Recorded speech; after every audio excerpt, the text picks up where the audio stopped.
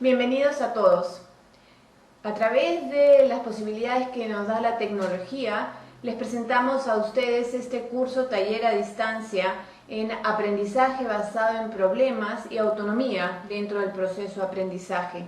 Mi nombre es Lucien Martínez, soy educadora y lingüista y venimos a proponer una serie de actividades bastante prácticas respecto de estos temas. Tratemos de reflexionar acerca de qué cosa es lo que se entiende por autonomía. Este dicho inglés dice lo siguiente: podemos llevar el caballo al río, pero no podemos obligarlo a beber. Si lo trasladamos al concepto de aprendizaje, significa que tenemos alumnos a los cuales le podemos dar las herramientas, la información, el contexto, es decir, lo podemos llevar al río, y sin embargo no podemos obligarlo a que aprenda. Es él el agente de la construcción de su conocimiento.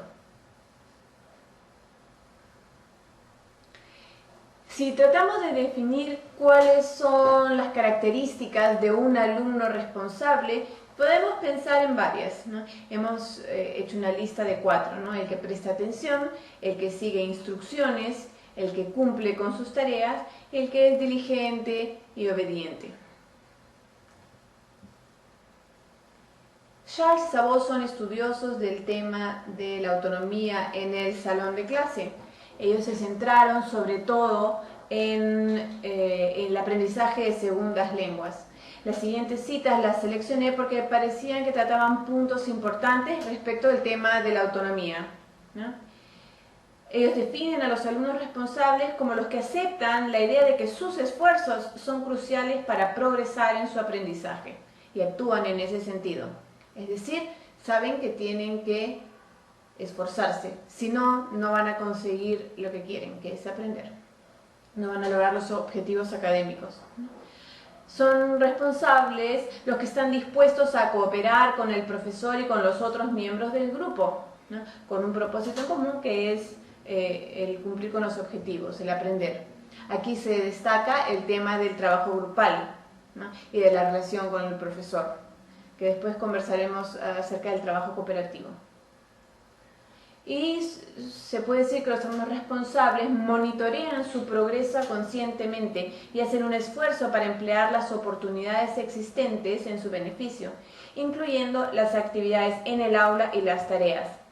Aquí se está vinculando el tema de autonomía con el tema de metacognición, es decir, de la conciencia que tiene el alumno sobre su proceso de aprendizaje. Y también hay que destacar el tema de que se habla que el aprendizaje no se limita al salón de clase, sino que continúa fuera del aula. Si tratamos de promover la autonomía en el aula, debemos decir que hay que desarrollar ese sentido de responsabilidad en los alumnos y hay que generar en ellos una actitud proactiva, es decir, que tomen decisiones que sean autogestores de su proceso de aprendizaje. Pero ¿cómo conseguir que los alumnos sean más autónomos? Y esta es una pregunta que vamos a ir respondiendo de acuerdo a estos 4 ejes que se han planteado. ¿Por qué es bueno desarrollar esta autonomía? Porque todos los alumnos no son iguales, cada alumno tiene su estilo de aprendizaje, cada uno desarrolla las actividades de una determinada manera, ¿no? Y también debemos tomar en cuenta el concepto desarrollado por Gardner de inteligencias múltiples, ¿no? Al dejar a los alumnos trabajar de una manera más autónoma, estamos respetando el estilo y el tipo de inteligencia que tiene cada un alumno. si planteamos actividades en donde el alumno puede actuar de manera más independiente, también podemos incluir los intereses específicos de cada alumno dentro del marco que nos permita. Obviamente tenemos que cumplir con un currículum, con unos contenidos, con unas habilidades a desarrollar, pero podemos ser más flexibles si nuestro ambiente de clase fomenta esa autonomía. Es decir, por ejemplo, en un proyecto podemos dejar que ellos aporten ciertas ideas o que investiguen ciertos temas que son de interés de los alumnos. Además, eso incrementa la motivación del alumno.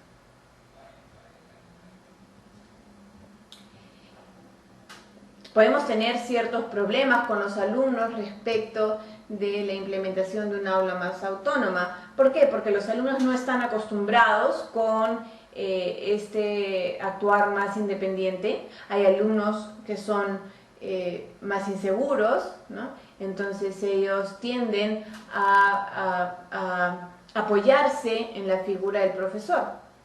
También hay alumnos menos responsables. En ese caso hay que tener un seguimiento más cercano de su trabajo, pero a la larga la idea es que se le vaya dejando libre, que asuma la responsabilidad de su manera de actuar y que termine siendo más autónomo.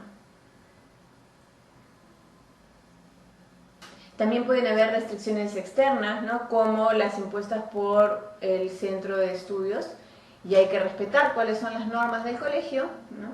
A veces tenemos que cumplir con textos escolares, pero la idea es, en el caso de los textos, adaptarlos para tratar de generar un ambiente de este tipo. También otra restricción sería el tener que cumplir con exámenes externos, ¿no? Depende del tipo de institución. Los exámenes externos tienen un currículum muy estricto. Hay otras instituciones que tienen un sílabus o un currículum más flexible, ¿no? El cual favorecería la autonomía. Hay otro tipo de problemas como los recursos y el tiempo, ¿no? A veces este cambio toma tiempo, hay que invertir en una planificación un poco distinta, pero a la larga los resultados son positivos, ¿no? El nivel y la edad de nuestros alumnos son los que van a marcar el nivel de autonomía que vamos a plantearnos para nuestro salón de clase. Con alumnos más pequeños hay que llevarlos un poco de la mano e ir generando esa autonomía poco a poco, pero se puede comenzar desde los primeros años de la enseñanza escolar. ¿Qué sucede en el salón de clase? Implica un mayor esfuerzo mental, porque el profesor no le va a dar toda la información ya digerida, es decir, el alumno va a tener que de alguna manera dejar que los alumnos busquen y trabajen más.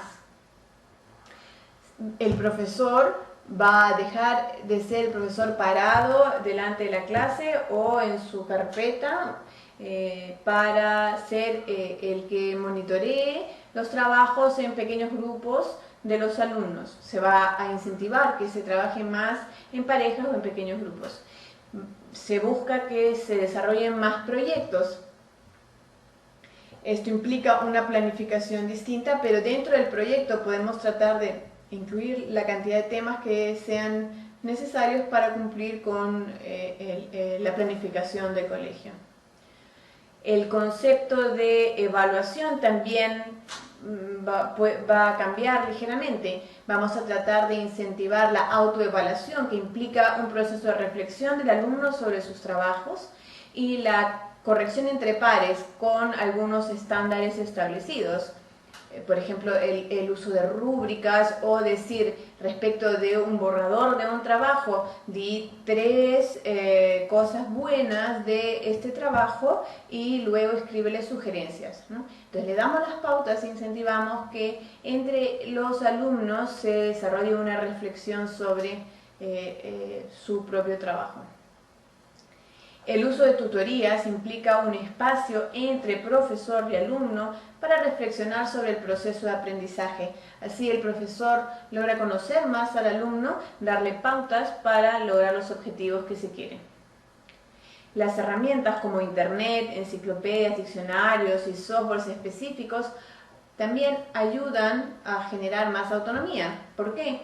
Porque en vez de yo buscar la información para dársela al alumno, le doy las pautas para que la encuentre. En vez de yo escribir una serie de ejercicios para que ellos completen, puedo utilizar un software que ellos van a trabajar de manera independiente.